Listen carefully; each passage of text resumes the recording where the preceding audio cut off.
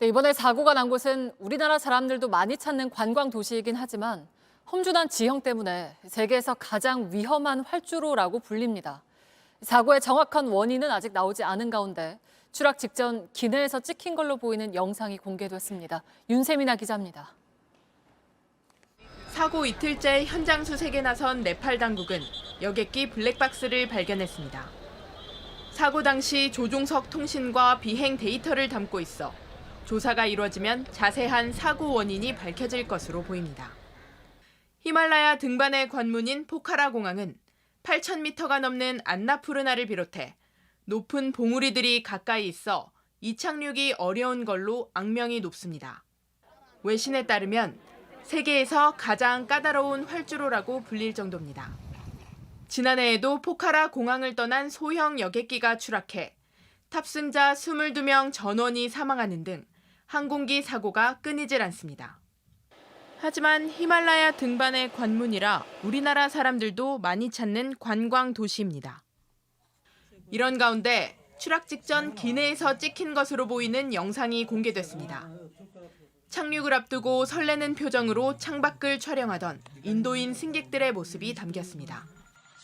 하지만 불과 몇십 초 후 영상 속 화면은 화염과 검은 연기로 뒤덮입니다. 인도 현지 매체들은 인도인 승객이 기내에서 촬영해 자신의 소셜미디어에 실시간으로 올린 영상이라고 보도했습니다. 앞서 사고 직전 여객기가 왼쪽으로 급격히 방향을 트는 장면이 포카라 주민에게 포착되기도 했습니다. JTBC 윤세민아입니다. 어제 네팔에서 추락한 여객기에 타고 있던 72명 가운데 한국인이 2명 포함돼 있었는데요. 히말라야 등반을 떠난 40대 아버지와 10대 아들로 알려졌습니다. 그리고 조금 전에 우리 국민으로 추정되는 두 구의 시신이 확인됐다는 소식이 들어왔습니다. 정재윤 기자입니다. 네팔 민간 항공국이 공개한 여객기 탑승자 명단입니다. 유씨성을 가진 한국인 2명이 포함돼 있는데 40대 아버지와 10대 아들로 알려졌습니다. 방학을 맞아 등반 여행을 위해 네팔을 찾은 걸로 전해집니다. 현지에서 한국어 등을 가르치던 네팔 출신 원불교 교무와 딸도 이번 사고로 숨졌습니다.